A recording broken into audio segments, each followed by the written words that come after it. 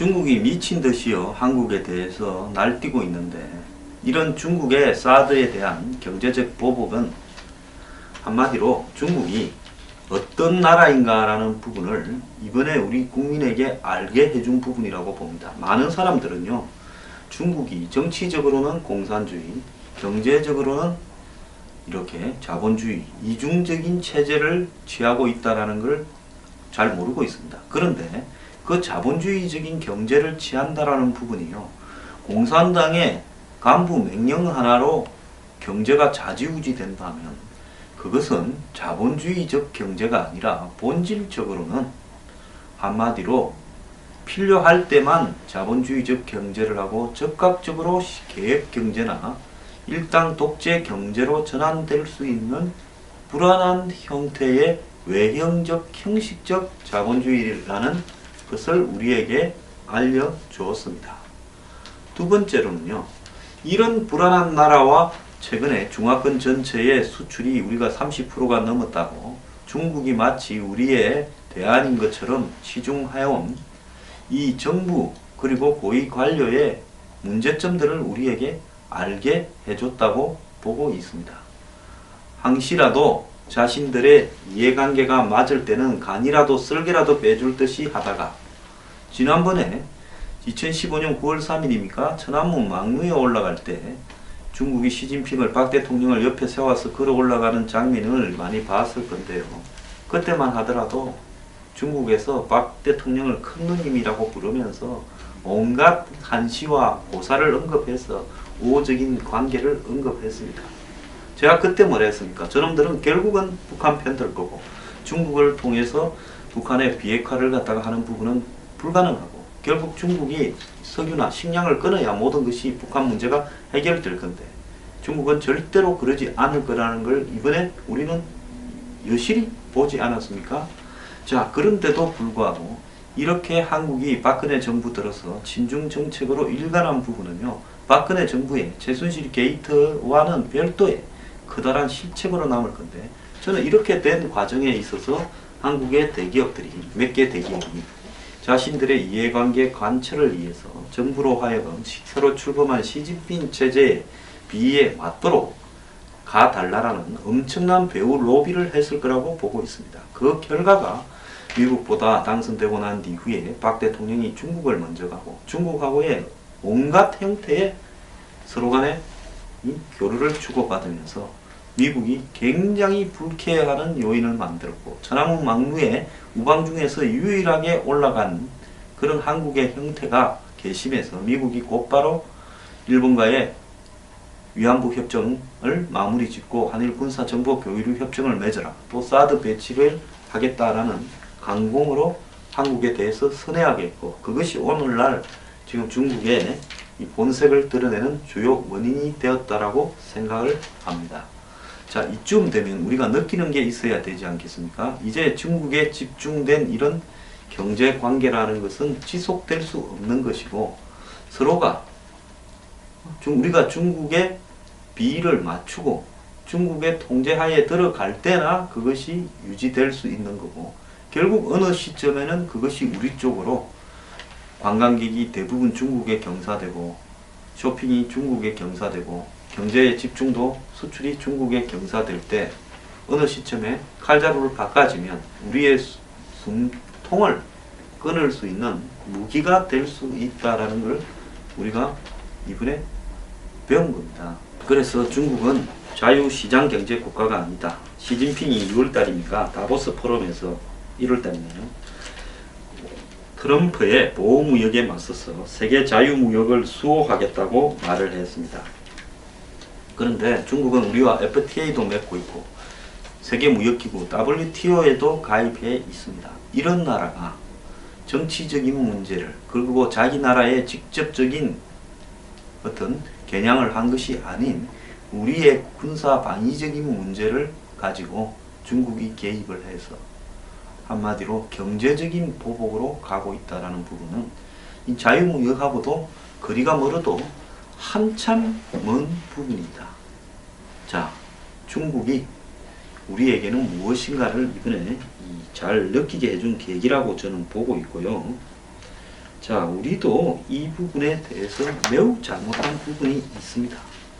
박 대통령의 대외 전략은 매우 잘못되었습니다. 자, 보십시오. 일본하고도 사이가 안 좋습니다. 일본인 관광객도 많아요. 일본에서는 한국인에 대해서 이 혐오하는 분위기가 더 늘어나고 있습니다. 중국하고 사이가 또 안 좋아졌습니다. 러시아하고 사이가 원만한 것도 아니고 미국하고도 사이가 깔끔한 것도 아닙니다. 주변 4대 강국 중에 단 한 나라도 확실한 편을 두지 못했습니다.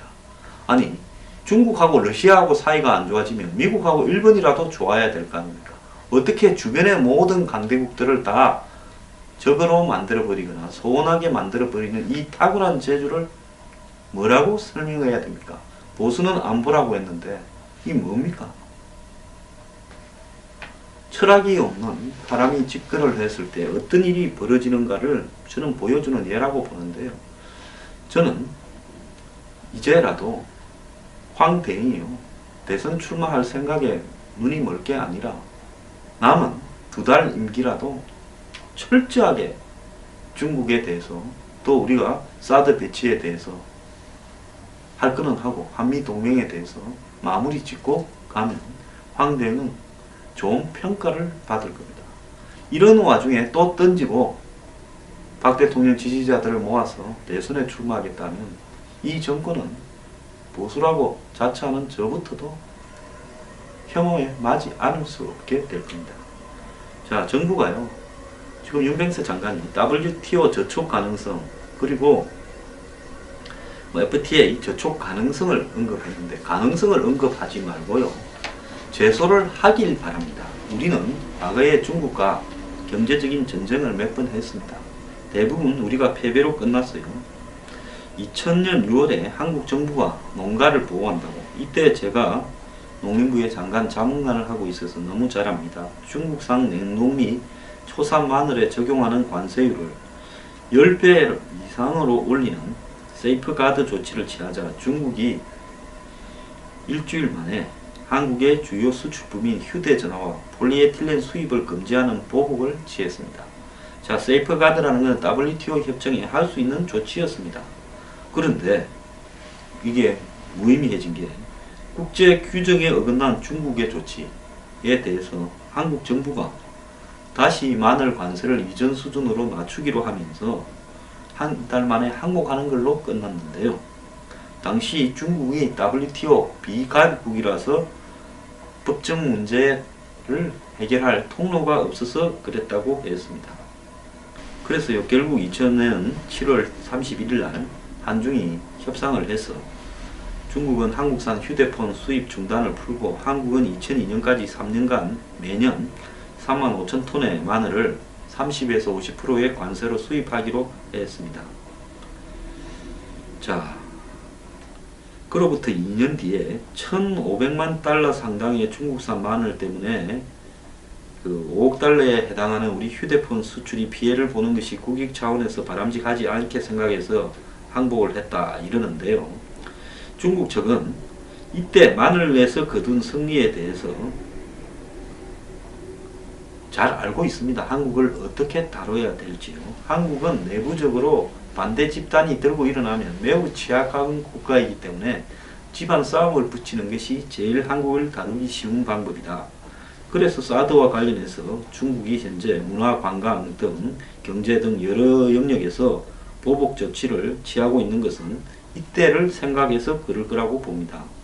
중국이 왜 갑자기 이렇게 서두르냐? 한국이 미국과 대선이 끝나기 전에 사드를 배치하려고 한다는 걸 알아챈 겁니다. 그래서 슬슬 협박만 해오다가 갑자기 중국이 세게 노는 겁니다. 너희들이 이제는 할 것 같아.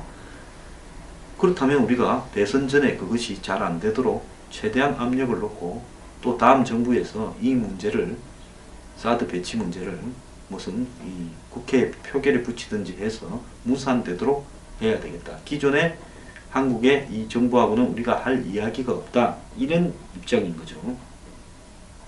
중국은 항상 상대국의 내부의 정치적인 움직임을 면밀하게 파악한 뒤에 압력을 넣습니다. 지난 2000년 때도 농민들이 WTO 이런 문제로 굉장히 좀 예민하다라는 부분을 갖다가 알고 있었지만은 결국 당시도 중국은 한국에 이런 삼성, LG 등의 이 스마트 핸드폰 수출과 관련해서 이런 대기업들의 이해관계가 농업의 이해관계보다는 훨씬 크게 작용하고 있고, 또 중국이 미국과 WTO 가입을 위한 협상을 하는 부분에서 이렇게 결코 밀리지 않는다라는 걸 한번 보여줄 필요가 있었을 거라고 보고 있습니다. 자, 중국의 압력은요, 이 일본의 때도 과거에 있었습니다. 센카쿠 열도 문제 때문에 한 4년 전에 일본하고 압력이 있었고 필리핀하고도 압력이 있었죠. 이럴 때마다 경제적인 수단을 동원해서 압력을 넣는데요. 이것은 2, 3년간, 4, 5년간 오래 갈 수도 있습니다. 그러면 한국은 현재 지금 나오고 있는 중국의 압력을요, 하다닥거리면서 받아들이고 그 다음에 이걸 겁먹기보다는요, 차분하게 대처해 갈 필요가 있다는 겁니다. 다만 롯데, 제가 평소에 롯데 별로 좋아하지 않습니다만은 입장이 좀 딱하게 됐는데 그 과정에 복잡한 연유가 있을 거라고 봅니다만은, 이런 부분에 대해서는 롯데도 지금 정부에 도움을 요청했는데요. 정부 측에서는 이제는 WTO나 FTA에 제소하겠다라는 입장을 명확하게 보이고 실질적으로 제소를 하는 형태를 취해야 된다고 봅니다. 자, 중국과 한국 간의 FTA 조항에 따르면요, 한중 FTA 여행의 알선이나 이런 시장 접근에 대해서 어떠한 제한도 있어도 안 된다. 한국이나 중국 관광객이 상대국에 가는 부분이나 그 쇼핑하는 부분에서 어떠한 압력을 취해서도 안 된다라는 조항이 들어 있습니다. 그러면 이 부분을 가지고요, FTA에 접촉된다 해서 국제상사 중재기구에다가 제소를 갖다가 해야 된다. 국제적으로 이 조약이나 이런 부분에 의해서 경제적으로 충돌이 벌어질 때 제소하는 국제상사 중재기구가 있습니다. 여기에 제소를 해야 되고요.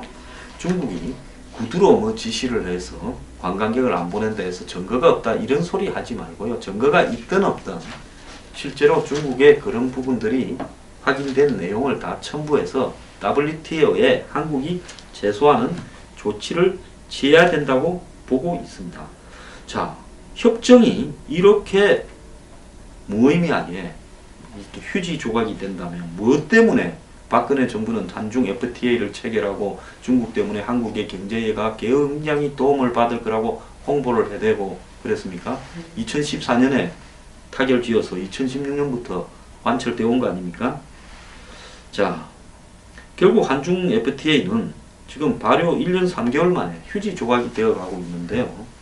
그런데 그러면 한국은 중국에 이득을 주는 게 없느냐? 한국행 관광객은 중국이 1위지만은 중국행 관광객 1위도 한국이라는 겁니다. 자, 중국의 이 수입 1위도 한국이라는 거죠. 이런 부분들을 우리가 굉장히 이용을 해야 된다라고 봅니다.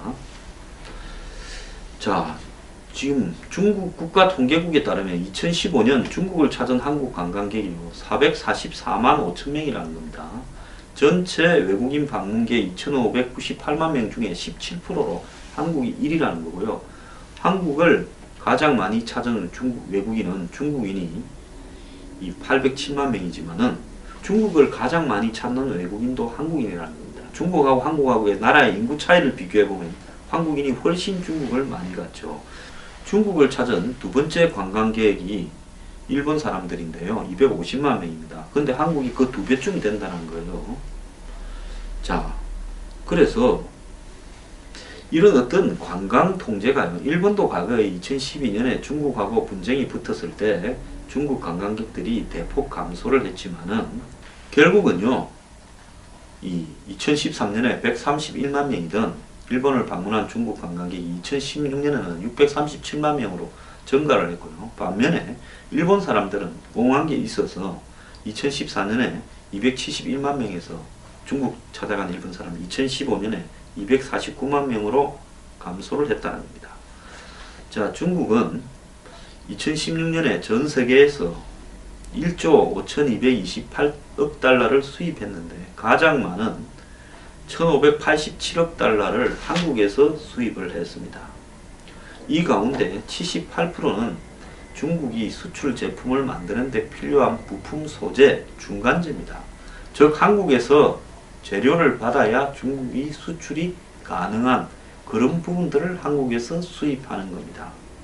이번 사태가 한중 간의 무역 분쟁으로 치달아서 한국이 중국의 반도체나 디스플레이 등을 못 팔게 되면 중국 역시 수출에서 타격을 받을 수밖에 없습니다. 중국이 우리나라에 투자한 규모가 2013년에 4억 달러인데 2015년에 19억 달러입니다. 자, 중국의 해외 투자 중 한국 비중이 9.5%로 커졌는데요. 한국이 중국에 투자하는 금액은 중국보다 2배나 많은 43억 달러에 이르고 있습니다. 중국이 자기들이 수출하는 나라 중에서는 한국이 4위입니다. 수입하는 나라 중에는 한국이 1위고요. 그래서 중국도 한국에 수입을 안 하고 딴 데서 할 수 있으면 했겠죠. 근데 한국이 한다는 것은 중국이 필요한 중간재 소재 부품을 우리가 그만큼 많이 공급을 한다는 거고, 수출 국가 중에서도 4등입니다. 그래서 서로가 이렇게 얽혀 있고요. 중국에 진출한 한국 기업이 4만 개고, 이들 기업이 고용한 규모가 엄청나게 많지 않겠습니까? 4만 개가 10명씩 한데도 40만 명인데 100명씩을 한다면 400만 명입니다. 자, LG전자가 세운 LG전자 유한공사 직원이 한 개 회사가 3만 2천 명이라고 합니다. 포스코 중국 법인도 직원이 2만 명이라고 합니다. 자, 중국이 한국에 심각한 타격을 주려고 마음먹었다면 우리나라 수출 산업인 반도체나 자동차를 타깃으로 했겠지만은 거꾸로 중국의 입장에서 봤을 때 한국 반도체 수입도 막힐 수 있어서 자기들도 손해니까 안 했을 거라는 겁니다. 자, 중국이 일본과 영토 분쟁을 벌이면서 히트루 일본이 필요로 하는 소재 부품, 정밀 소재의 핵심인 히토류를 그 반도체에도 들어가는 수출을 제한했지만은 전면적으로 경제 조치를 못한 것도 서로가 필요하기 때문이라는 겁니다. 자, 그래서 우리가 중국에 버릇을 들이기 위해서라도 당장 WTO하고 FTA 문제 위반을 가지고 국제기구에 제소해야 되고요. 그 다음에 여기에 대해서 당황하거나 겁먹지 말고요. 당당하게 정부가 우리 우방국들에게 중국에 대해서 이런 자유무역을 위반하는 부분에 대해서 알려야 됩니다. 그러면서 하려면 해봐라고 나와야 되고요. 우리도 이렇게 중국에 가는 한국인 관광객들에 대해서 마찬가지 조치를 취하고 한국에 투자된 중국 자본에 대해서도 뒷조사를 해야 되고요. 중국산 수입품에 대해서 위생 검역을 해야 됩니다. 이 부분에 대해서 어떤 분들은 이래 이야기를 합니다. 한국의 뭐 식당들이나 업자들 다 죽게 그러냐. 식당에 가보면 대부분 중국 고춧가루니 뭐니 많이 쓰는 거 인정합니다. 그런데요, 식당 가격들은 차례대로 올랐습니다. 과거에 우리 중국하고 국교 맺기 전 25년 전에는 전부 한국산으로 썼을 거 아닙니까? 그래 중국산 써서 식당의 가격이 덜 올랐습니까? 음식값이요? 오를 건 다 오르고 있지 않습니까? 피해보는 사람이 있다 하더라도요, 똑같이 본때를 보여줘야 된다. 식품이나 농수산물에 대해서 저는 검역에 들어가야 된다고 봅니다. 그래서 우리가 누가 피해보는 사람이 있다 하더라도요, 정부가 감수해서 갈 수밖에 없는 일이라고 보고 있습니다. 그래야만이 이 싸움에서 이길 수 있고요. 오래 간다 생각하고 지그시 버텨야 되고, 한 대 맞으면 두 대를 때려야 합니다. 그래야 우리 나라가 유지가 될 수 있는 겁니다.